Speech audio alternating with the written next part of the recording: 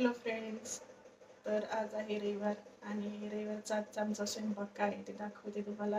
तर आज आहे संकष्टी चतुर्थी. संकष्टी चतुर्थीच्या सर्वांना खूप खूप शुभेच्छा.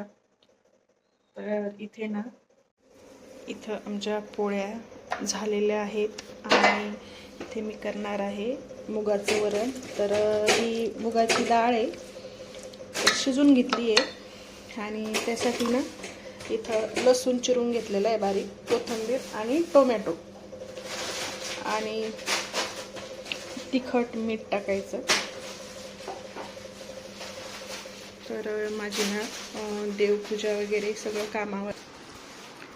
तर हे पहा, आता वाजलेले आहेत 10, सकाळचे 10.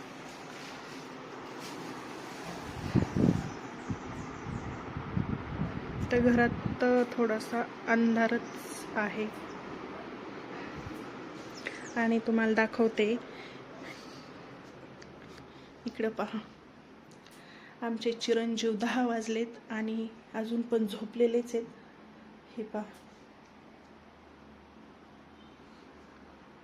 अजून उठायचं नाव नाही. आणि हे पहा, इकडे माझी देवपूजा झालेली आहे आणि इथे मुलांचे शाळेचे कपडे वगैरे मशीनला लावून द्यायचे आणि फरशी वगैरे सगळं पुसून झालेलं आहे. आज पाऊस नाही आहे. नारळाला खूप छान अशी नारळ लागलेली आहे. तर इथं भाजीपाल्याला आणलेला होता,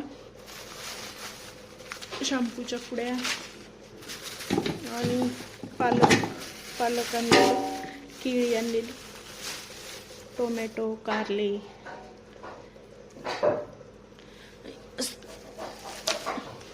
मसाला आणलेला, खडा मसाला.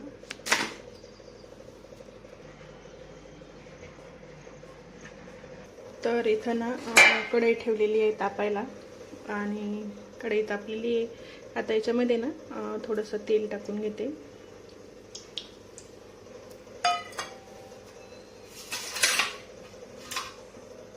त्यानंतर जिरं, मोहरी आणि लसूण टाकायचं. फोडणीला लसूण,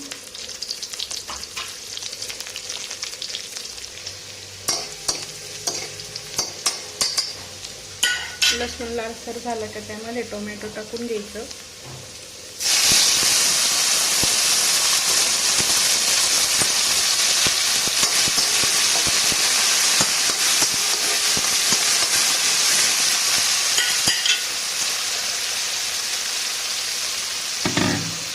तर इथं मी वरणामध्ये पाणी टाकून घेतलेलं आहे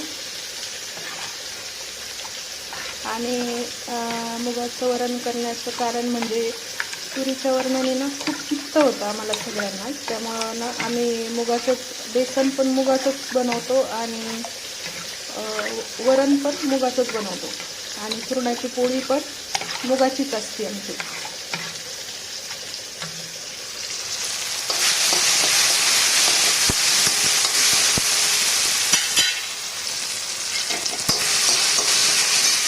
त्यामध्ये हळद टाकायची आणि लाल तिखट,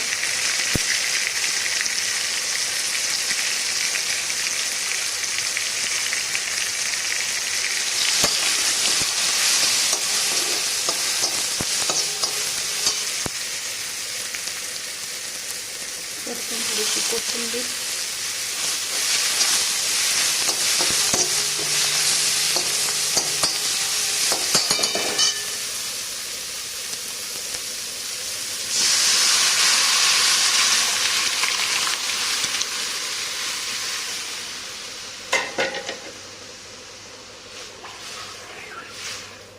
आणि चवीनुसार मीठ टाकायचं वरतून. तर मी डाळ शिजतानाच वरणामध्ये मीठ घातलेलं होतं